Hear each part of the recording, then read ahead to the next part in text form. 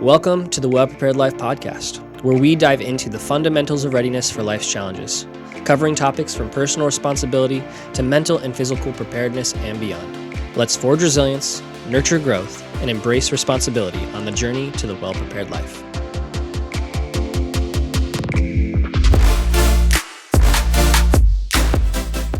Welcome back to another episode of the Well Prepared Life. This is episode 7. I am Nathan. And I'm Kyle. And today we're going to talk about identity and what that means and how it impacts how we look at life, interact with others, a bunch of different elements of this. Kind of coming off the heels of last week's episode, I think this is a good next step as far as like last week is a lot of like how do you figure out what you believe? And this is like, okay, how do you start applying that? Right. And talking about identity, I think there was a couple questions that Tara asked. It was like, how do you it's like get there? How did you get here? Yeah, it's like what, why am I here? Yeah. What is my purpose? Like Cotton Eye Joe, where'd you come from? Where'd you go? Like that kind of thing. So So how did you get here? And that's the big picture. Like, how did human beings, people create like Earth, all of those things get here in the first place? And then what is my purpose? Yeah, those are like the first two. So like, I think I had that pulled up. So it's like the ontological question and the axiological question. Can never remember those are the terms. But yeah, how did we get here? What is my purpose? And that's identity. Is that right? Yeah. So that leads into identity. Like that deals with a lot of different topics. But I would say that those are the first two questions you have to be able to answer how do you determine your identity and value? Okay. It's like, who am I as a person, and how do I like determine my value? Yes. Okay. I like that. And so those questions help you answer that question as far as what is my identity? Because it's like that's directly related to like what is my purpose, right? And where did I come from, right? And then what is my value? Same thing. Yeah. Okay. So to start this out, I want to say something is kind of a disclaimer for those of you that are watching. Is some of you may agree with this completely, great. Some of you may disagree, and that's okay. We can disagree. That's fine to not be on the same page for everything. But we believe a biblical worldview is the worldview that aligns most with reality compared to other worldviews. That it is the best one that aligns with reality, and we also believe that it is the best for mankind. So we believe it does both. That it is the one that aligns most with reality in every situation, and that it is the best for mankind. So from this, we believe that our value comes from who you are as a purposefully created being. Okay. As like Genesis says, made in the image of God. And your intrinsic value as a person is not determined by what you do, but rather who made you and the value that he gives to you. We believe all humans are made in the image of God and therefore have equal value. Okay. And so that is the statement at the beginning of this, that's where we come from. And the reason why this is important is because this is the first question as far as like, where does your value come from? Because somebody that doesn't believe this, say somebody that believes in evolution, we're all here by chance. Right. We all do this. There's kind of two ways that you can answer that question as far as like, how do you find your value? One is we have none. Right. Like we're the same as dirt. It's a chance. Chance. Yeah. It's complete. If everything is random and chance, then there is no special value. Where I see this play out are people that take it to extremes to basically say that we are the same as animals. Oh, okay. And more so as far as like that we have no special value over other created things. Yeah. Every living thing, plants, Mother Nature. Which we do believe that those things have value. We just think that value is different than human value. Yes, because of the image of God, we are his image bearers. And you said there's two paths you can go from there? Yeah, so that's the first one. The other one is that your value is only in what you do. Gotcha. Okay, yeah. So it's like contributions to society, to work, so the more you contribute, the more you're worth. Yeah. Income would be a factor of how that plays out. Okay, that's in the sense of indicator, the marker. Yeah, an income, like if you want to look at it that way, an income would be a good description of indicator of your value. The more I feel you make, a lot the of more people you're do worth. that. Like they kind of like, oh, I'm making so much money. I'm a good person. I don't do terrible things, whatever. So so that's where it's like the more you make, the more you're worth. The more you contribute, the bigger impact you have. Right. The more value you have. Yeah. Which that's a scary thing when you take that to its final conclusion. Because what do you do with infants and old people in that situation? They contribute almost nothing. It's a little bad. Right. So when you take it as far as like, and then it's like you get into other conversations around like, so why do you, like, what do you do with people that contribute nothing if you believe they have no value? We see in Canada right now of by choice, it's not at this point, I think, decided for people. So I want to be like intellectually honest with that, of like, it's people choosing themselves, but we see them starting the practice of euthanasia. Yes, I've heard about that. People choosing to die. Was it medically assisted suicide? Yeah, medically assisted suicide. Yeah. And that's a dangerous precedent. Slippery slope. Because like this person is like, I don't think I contribute anything to society, so I'm just going to die. Yeah. And the government is helping them in that process. That's and as wild. the government in Canada has socialized Medicare, the government is literally helping them kill themselves. Yeah. That's crazy. And so, but when you take it to a contribution-based value system, if somebody contributes nothing value-wise to society, then you could make the argument that they have no purpose for being there. Here's where I would come back to like a biblical worldview is right, is I think most people, when you say that, they have a part of them that's like, oh, but that's wrong. That's what I was just thinking. Like, how many people really truly believe that you should just, not have that people in society? Like, I don't think many people feel that way. That I believe comes from what's written in Romans. And it says, the law of God is written on the hearts of man. Yeah. And from that, like we have this, what we believe is a biblical view of like a set of morals that everybody knows what is right and wrong, but then chooses whether or not to live by them. And so I think it's important where your starting point, where you come from. Okay. Because that determines everything else after that. Okay. And so let's get into what it means to have like a biblical worldview and the value that comes from that. Sure. And then some of the implications of that. Yeah. So what the big founding statement that I would say for this podcast is that people are equal in value, but different in contribution and ability. And that's based on the fact that we do not value people based on their contributions or their abilities. We have the intrinsic value, so to speak. Yeah. And so, so if you're equal in value, and this is like the easiest way to explain this is equal before the law. Which would be like, and I'll be the first to say like, this isn't always played out well because people are people, and I believe people are broken and sinful and like are easy, like can be manipulated and that systems can be biased. So I'm not talking about like the government law. Yeah. Government law, like a judge, legal system. So I'm saying like there are flaws. I'm not saying there are no flaws. Not perfect. But what I am saying that so say you were to take a perfect legal system. You could have somebody that comes from nothing. Yeah. And somebody that comes like with extreme wealth background, like tons of it. And if they're equal before the law, well, that means that the things that they have in their life and the things that they've contributed to society do not affect the outcome of a trial, say if they're on trial for murder. Right. I'm trying to think of another use case that's not legal. Something like a sports team. Like making the team. Well, and that would be a good example of the other side of this, where it's like, so we're equal in value. Okay. So it's like, so you have a sports team. Okay. Two guys, like say 2 ninth graders, try out for the sports team. Okay. Say it's football. One of them is 6'2", 230 pounds. Yeah. He works out every day. Right. He's massive. Now that's a massive ninth grader. I realize that's a big boy. An extreme situation. The other one is like, say he's like 5'11", 180. Okay. Not a small kid. And he like works out, but he's like, say he's like more nerdy, not super athletic. Okay. He's like, I want to try this football team. If the big guy makes it on the team and the small guy doesn't, that doesn't give them less value. That just means they have different abilities that they get to contribute. Just because he may be sad that he didn't make it, a proper way of looking at it would not be, I am a bad person because I didn't make it, or I have lesser value than this other friend, this other guy, because I didn't make it.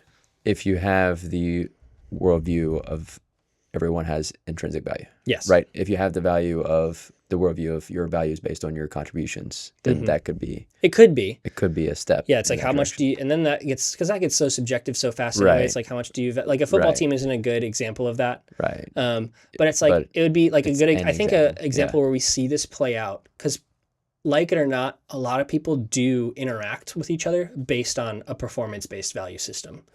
in the sense of how well you perform or what you a contribution based value system or what you mean like social ladder climbing? Like you don't want friends that are like not contributing, that are worthless And there is a place for contribution and wanting to contribute well. Okay. But where I see this the most is, and like where it seems most obvious, is the difference between somebody who's working like a C-suite or like blue like white collar job versus somebody working a blue collar job. I see. In the sense that like they're both contributing. Yeah. And it's very different. Monetarily, typically, now blue collar is coming up because trade jobs are important. Right. But say like a dump truck driver, like a garbage truck driver. Yeah, he's not looked at the same way typically as somebody that works in an office full time. Yeah, yeah. And like there's often rocket scientist was the whole thing of like being super smart back in the day. And so and I would say that's unfortunate. Yeah. And like sometimes he's just worth less than that guy. And right. And where you see that come out is in how people respect each other, how people talk to each other. Whether they look down on other people. That's interesting. Or they look up to them. Just little nuances, not even like identified, like consciously, it's subconscious sometimes. It's like, do you find yourself looking down on somebody that does a job that you don't think is very valuable? Yeah. I'm like, that's something you should need to do a heart check on. Right. Because if you believe that everybody has intrinsic value, then you don't look down on somebody because of what they do. Like waiters, waitresses, I feel like they get a bad rep sometimes. People kind of look down on them. Yeah. Janitorial staff. It's like, do you treat people with value? Right. Even if they do something that you think is not like a massive contribution to society. Right.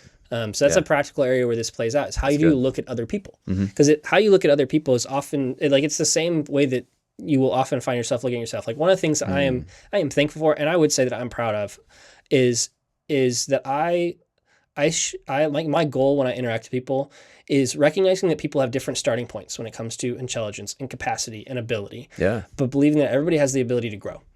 That's good. Like I genuinely think that, and I think most people sadly will never reach their highest capacity and potential. Yeah. But I think people have a lot higher potentials than people give them credit for. As far as and that's like I think there's a lot of potential out there that's untapped just because people don't know how to reach it. What was the quote? If you believe you can do something, or if you believe you can't do something, you're right. Yeah. Like whether it's like all mindset. Yeah, there's like mindset plays a huge thing, and that's probably another podcast around the time. Is the idea of mindset and how you get motivated to do things, and then also like that you have the ability to grow, and the idea of having like a growth mindset. Yeah. But that's like one thing I value is I try to like look at people that way, but I find myself struggling this. When I go to Walmart and I see people struggling at self-checkout, I get depressed. Yeah. Because I'm like, this is not that hard. Yeah. And it's just people have different abilities. Yeah. That doesn't mean they're worth less as a person. Right. It just means that they have different abilities and different skills and different backgrounds that have equipped them with the abilities and skills that they have. Yeah. Something I recently realized is the term better. It's not true. Like it's like, okay, yeah, you can be better than someone at a certain skill, but you're more skilled in that area than they are. You just put more time. You just put more time and effort and training. Well, it's better at versus better than. Yes. You're better at a skill than better than that person at that skill. You know, it's you might be better than a person at a skill, but you're not. To be better at something is not to be the same as better than somebody. Maybe it was just the period. Better than somebody else. Yeah. It's like you're better than somebody, even if you're more skilled in that area. Yeah. They just have different skills. Or like, I think the term was like smarter. If I'm not smarter than anybody, but I'm smarter in a certain area. You know what I mean? Like I have more knowledge and abilities in certain areas than other people. And that gets into like a whole other thing where it's like, I do think people have different capacities for like what you'd say measurable, like IQ test intelligence. Yeah. And that does not give them less value. Yeah. If somebody has a lower IQ, which means they just understand problems, like it takes them longer to figure stuff out. It's just they have to spend more time studying to get the same grade. They're probably skilled in other ways that the higher IQ person isn't. Well, and that's like looking usually social ability. Well, and here's the important thing though, I think is important to say is even if somebody is the worst at every single thing. That's a good point. Yeah. They still have value. Yeah. And that's the part where it's like, even if somebody can contribute nothing, right? If they are a human being created in the image of God, they have value. Yes. No, that's good because people with disabilities. And I think that's important because it changes how you think about like and interact with people. Yeah. Because your attitude for how you like care for people and how you want to build people up and encourage people is based off of this is a person who has value, and so I want to just encourage them versus they did well, so I have to like say them, or they did poorly, so I need to put them down. Like the goal, like if you actually live this out, and I don't think anybody lives it out perfectly. Jesus did. That's about it. Right. But like as far as if you live this out perfectly, you will never put somebody down. You will only seek to build people up. And by put somebody down, I mean like correcting. Correcting is not putting people down, though. Okay, what's the difference there? Like I would say correcting done well and done correctly. Now you can put people down by correct in how you correct them. Right. So you can do that. Yeah. But correcting when done well is to make people better. Like when I get like feedback that's hard for me to hear about an area where I'm not doing well, and my job specifically, and I'm thankful for this, I am confident that it's because they want me to do better. That's good. So they are building me up in the correction that I get. Yeah. They're not putting me down. To put me down is like, you're just terrible about this. You never will get better. Yeah. Because it's not good. And they don't offer any kind of assistance or any kind of, you know. And so somebody living into everybody has equal value at all times will never put people down. That's good. And that does not mean that they won't say hard things. Does not mean that they won't like challenge people, because challenging also, it's like calling to more. Helping people be better. Yeah. But it means that they will never like degrade somebody. Okay. Now, that's good. Nobody lives into that perfectly, sadly, because we're sinful people and broken people that need Jesus. And something I think needs to be said is like, even if you feel like you're the worst at everything you do, you still have value. Yes. And there's still, you're still loved. You're still, you know. And so we've been talking about it. Sometimes it's easier to talk about things and like the looking at other people, but then when you apply this to yourself, as far as like, even when you suck at something, you still have value. Yes. And that leads to kind of the next area where I think this plays out in most people's lives. Is this idea of when your value is not in what you do. So performance-based value versus intrinsic value. So when your value is not in what you do, you can fail and learn from your failure.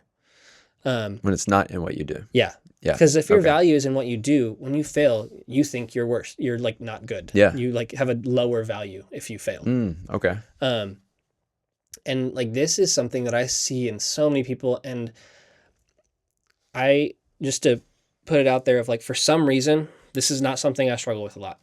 I can't say why. And so sometimes it makes it hard for me to like talk to people about it. Because fear of fear of failure. You don't have fear of failure? Not really. Very high. Yeah. I move on from failure very quickly. Yeah. But in the idea of like learning from failure, I think it is hard. And I'm like thankful that I just evaluate things a lot. So like stuff happens and I'm always being like, okay, like what can we do better? What can happen next time? Like, I guess one of the areas, like part of it too, is I like to think of myself as a pretty competent person. And so that's an insecurity I have, is that if I fail, people are going to think I'm incompetent. And so like, not that I'm not afraid of failure, but I also don't let myself like have any, like, it's very rare that I have like significant massive failures. Okay. So because I like work really hard on the front end to prevent it, which there are good things about that. I would say the motivation for that is not always the best. I gotcha. Yeah, that's fair. But something big did happen recently. And it's like, and I didn't hold that over my head for months. I didn't think less of myself because of it. I was just like disappointed that it happened. Yeah. And I think that's an important distinction as far as like being upset about something happening is okay. Thinking that you are worthless is like going outside of like this idea is that like you have value independent from what you do. So kind of like play on words here, that you are worthless versus you did something bad. Yeah. Like it's not who you are. Okay. Yeah. I gotcha. Well, that's why it's like the whole identity, who you are. Who you are. And this is where this I think plays out. Like I just thought of this, but where we see this is, and I thought about something similar. It's like part of the reason why we believe that the like biblical worldview is the best for mankind is the area and idea of human rights. Okay. So like, who are the people that started schools? Christians. Okay. Who are the people that do prison ministry and care for prisoners the most? Yeah. Christians. Yeah. There's just there was a list of statistics. I don't remember them all. But Christians Women's outgive. Rights.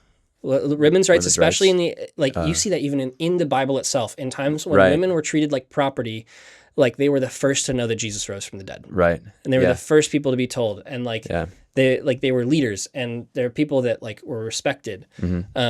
Weren't true Christians the ones who advocated for abolition and for William Wilberforce, like in England, led the abolition movement of like abolition of slavery. Yeah. Which then, from his, like, he led the way basically for it to then have like the domino effect that then led to it happening, the official abolition of slavery in most of like the world from an institutional perspective. Yeah.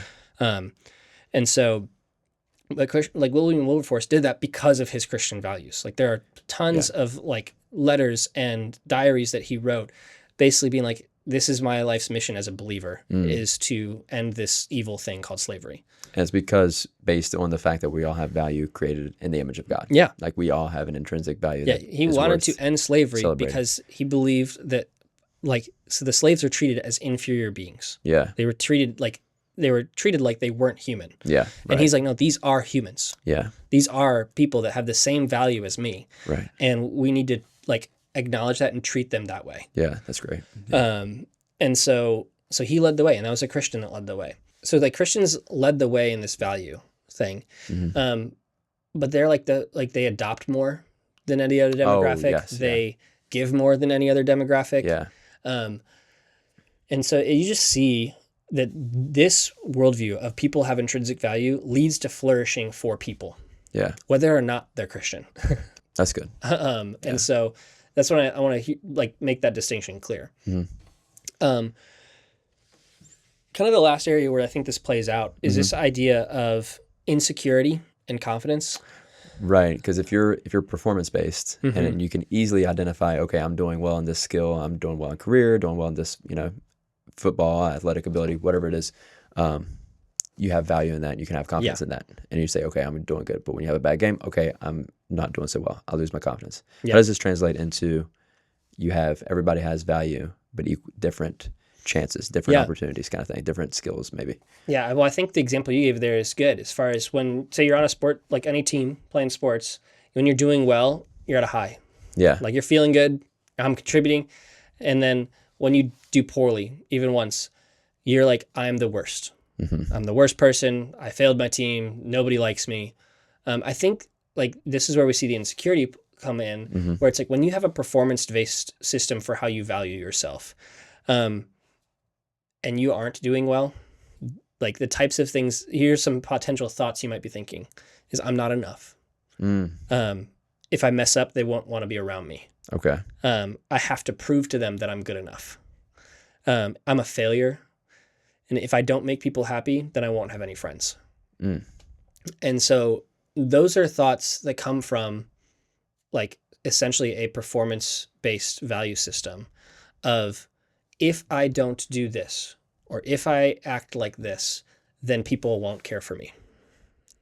And so and here's the hard part is if you have multiple people living in that, then you're not wrong. People, how do you mean? Like if other people are also living in that performance-based thing and you fail to perform, they might see you as less than. They might see you as less than and not be your friend anymore. And not want to be around you. I gotcha. And it's sad that that's the reality as far as when people live in this worldview, if you don't perform, they don't necessarily feel the need to keep you around as a friend. Yeah. Like you think of the stereotypical, like I think of like mid-2000s, like cheerleaders, jocks kind of thing, where it's like, where if they like failed to make the cheer team, you were kicked out of the friend group. Oh yeah. Like that's the movie Girls. Stereotypical like kind of thing. Hill. Not that I'm saying this out. Yeah. Hypothetical. But yeah. So like, and those are stereotypical movie situations, but people saw that happen where it's like, you didn't make some like the team and all your friends did, you're no longer in that friend group. Yeah. And that's people living into this performance-based value system. That's interesting. And that's not to say that you're more likely to be friends with who you do things with. Like as far as like there's certain practice you see more times. And so it's not to say that like you're guaranteed to keep your friends even if they still care about you. Right. If you aren't doing anything with them regularly. That's true. Like as far as like like you to maintain friendships, you have to interact with people consistently. Right. Yeah. But the difference is is that a friendship in that situation doesn't end because they think less of you, but just because their lives, you and them took different life paths. And sometimes it's hard to differentiate. It's hard to like pull that out. But I think going back to like kind of the core principle of it is, if you have this performance-based value system, you're more likely to be insecure and to act out of insecurity. Now, does it always spiral to the negatives of like, I'm not good enough? Or is there a way that it could be like cocky, you know? It's because I'm thinking if you're like, I'm doing really good. You have so you have the insecurity, and then you're like, I'm better than everybody else. Right. Like, right, yeah. Nobody's as good as me. Right. And like, that's what I'm kind of thinking is it could. So it can go there. It's still not good. Like yeah. I don't know. It's hard. Yeah. But I would also say like that.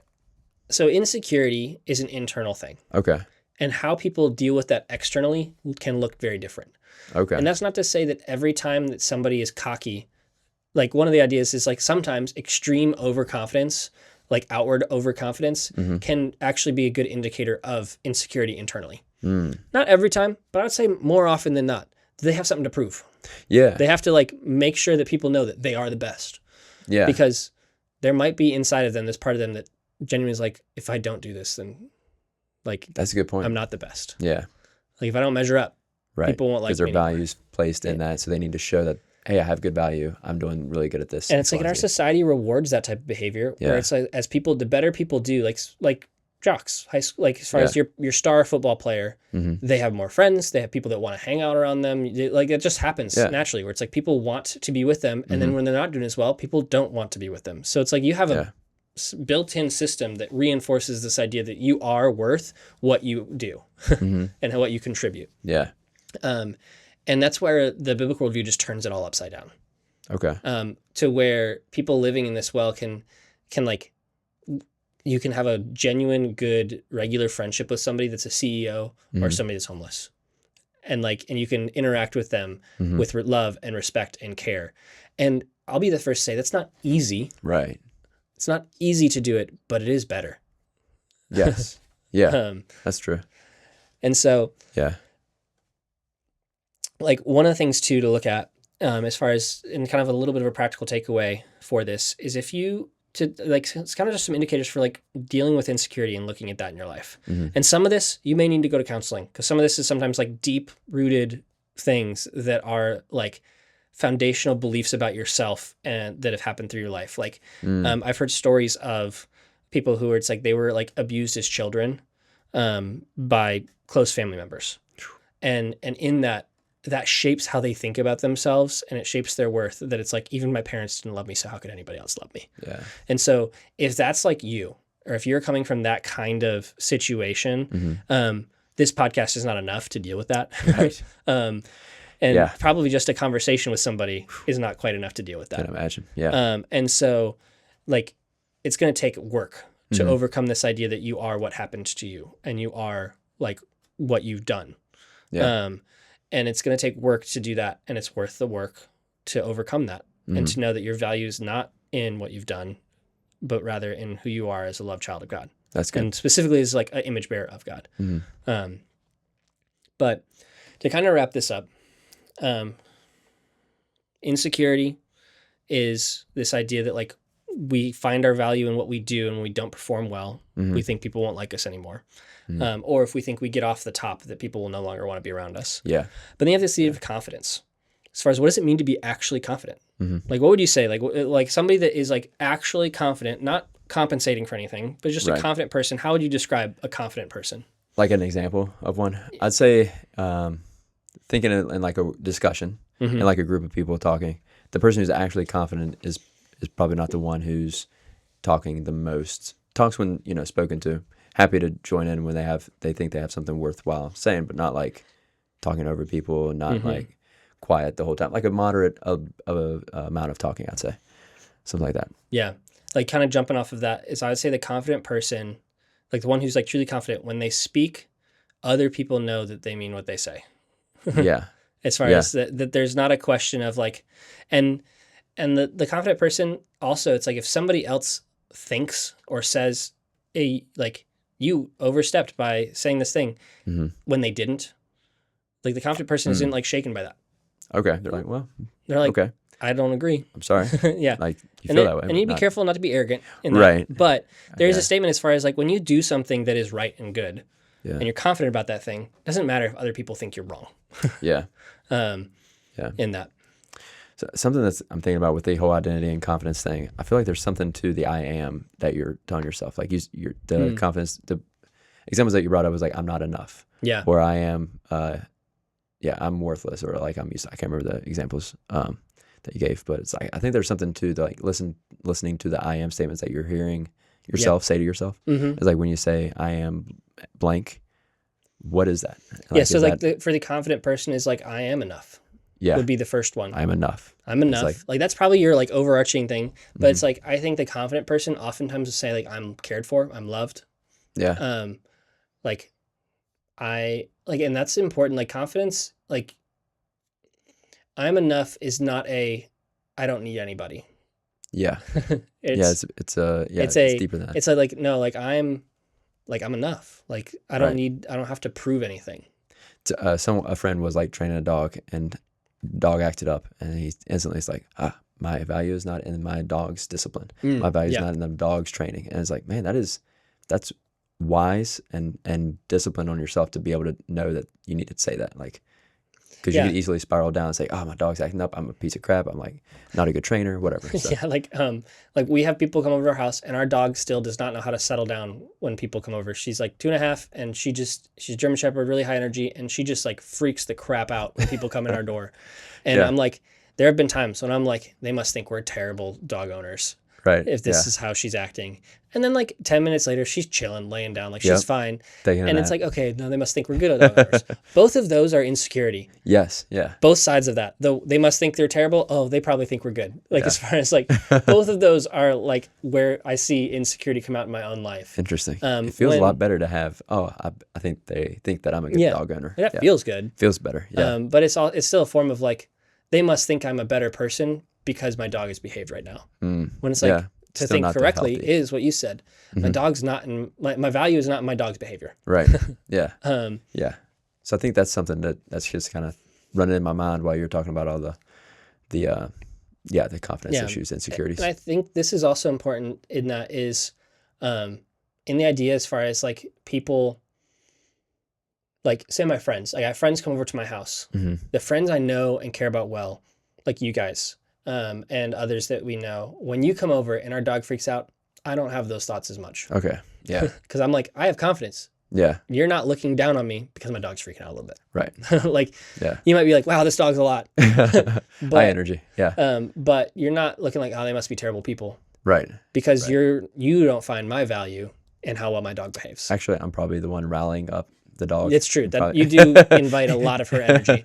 But the bigger point there is, like trust is important in that. Yeah.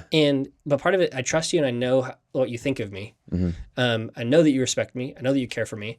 And so I don't worry about like how my dog behaves or if my house is in perfect condition or if things look the best. Like, and it's like our house is a mess because we're in the middle of construction and it has been for a while. And I'm like trying to get it done, but it's still just a lot. Right. But it's like, versus like we're about to start a group and have people come into our home and I'm working real hard to get that house finished before they get there. And there are two factors to that I think are important. One, it's good to be like I care about my stuff and so I want to make it look nice. And two, it's also like I need to make sure that I'm not finishing that in time just because I don't want people to think that I like have a messy home and that I'm a messy person. And then I'm like as far as like that's the unhealthy. The unhealthy is like I don't want to like fix things to hide things, to hide the mess in your life. Yeah. And I would say like just broadly, I don't want to fix things for the purpose of hiding things. I want to fix things for the purpose of making them better. Okay. And so like that's good. Like the kind of like final thing I'll leave with this is so much of this is internal. There are elements of it that are external as far as like you can see in other people. Like you said earlier, like sometimes you see people do stuff, you're like, they're probably kind of insecure. Right. And there's two thoughts with that is like one is maybe, and two is like be careful. Right. Don't judge people too much. That's true. Yeah. Like you can make evaluations and you can like think about it and be like, like why are they doing that? I don't know for sure, but maybe this could be something. But it's like so much that's internal.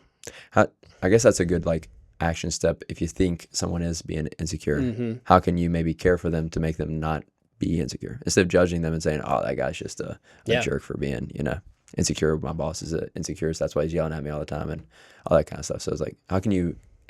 What's an action step that you can take? Yeah, I think this is a harder one to have like any one specific thing. I think it's a general attitude is like, how do you think about people around you? Like as far as like when your coworker messes up, are you thinking, they're just the worst? Oh, okay. Or are you thinking like, they just didn't do that as well as they could have, and I think they can do better. Like check your own performance-based value system. Yeah, I'd say check that with other people. When you start to judge other people about this, and judge doesn't mean ignore things that are happening that aren't supposed to happen. Like ignore wrong things or ignore things that mess up. Yeah. Judge is to like basically judge their character and who. Well, that's where it's like this gets into another can of worms a little bit. Where it's like evaluation and judgment is important in certain contexts, but to judge what somebody does is not the same as to value who they are. And so, so what I would say is like to basically be like, I'm not saying you're like worthless because you messed up. Rather to say, okay, they messed up. They still have value. Am I like thinking that they're like not good? Are they a better person? Yeah, that's the way to put it. Then like I'm not thinking I'm like. Do you think you're better than somebody when somebody else messes up? That would be a more concise way of putting that. Yeah. And if you do, that's a heart check on yourself. And maybe check your heart. If you try to succeed, what is the motivation behind it? Is it succeed because that would give you value, or is it succeed because you want to have integrity, doing pride of work, making sure that you're doing the best job you can? And like. Yeah, it's like I think another way that I would phrase that is this idea is like when you look at your work performance, do you see what you do? And if you say you're doing it well, so you do something very excellently, do you say that and say like, I'm the best because I did this? Or you say, I'm glad I did a good job on that? Yeah. It's like, and when you're trying to do something well, are you doing it because like I can't let people know that I can't look bad in front of somebody? Yeah. Or comparison game. Are you doing it because you're like, I want to do the best I can on this? Yeah. If no one's looking, would you say that's a fair estimation? If like no one were to know that you finished it, like when it's finished, if this is a project just for you, would it still look as good? That's good. And that's not to say that there is some value in like doing things for other people and be like, I want to make this the best I can for them. And sometimes that's a good motivating factor, but it's not your value. To be like, like I need to like when I'm doing something for I would say like in my work when I'm doing something for my pastor, for my lead pastor, there's like extra emphasis on like this has got to be final and the best it can be. When I'm doing something for like a peer coworker, I'm like I need to make it good for them. Yeah. But like it's like certain level it's good versus like the best it can be. Yeah. And like because it's like different things require different levels of effort. Of like something small for my lead pastor, I might put more effort into, or the same effort into of something big for like somebody that I'm just working alongside. Gotcha. Just because of time and capacity, ability, like I'm going to emphasize the things that are most important. And when my lead pastor asks me for something, like working at a church, that typically gets put to the top of this is the most important. Yeah. And so, but it's not based on will he think less of me if I don't do a good job, but it's like, no, I want to honor him and do the best I can. Yeah. In that. That's good. Only you can know for sure. And even like, it's sometimes hard to interpret and understand, but only you can know if you're living out of a place of insecurity or confidence. And that's just a reminder for yourself to be like, to ask that question and to like, to really evaluate and where am I living from? And also a reminder for when you look at other people that you don't know where they're at and how they're thinking, and to not just assume that they're insecure or confident. Because somebody that's behaving really confidently could also be very insecure. And then somebody that's like, typically I would say it's less common, but somebody that's like acting really insecure could be like, no, they're good. And they just behave differently than you would like. Yeah, I was gonna say that's definitely less common. It's usually the other way around. But yeah, because like one area where you see this is the area of like people who are like depressed, but you would never know. Yeah. And it's like similar thing. People who are like insecure, but you'd never know.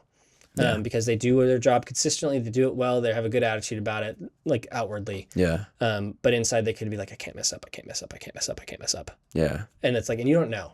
And so it's like, care for people, love them as people, interact with them in a way, that like honors them. Yeah. And to honor is to treat as uncommon, treat as special. That's good. And so I think that's a good place to leave it off as far as like, I like that. As you interact with people this week, don't take things at face value and just attribute things to people, but rather recognize that people have value independent from what they do, and that you can have a good conversation with somebody at lunch, even if they messed up the day before.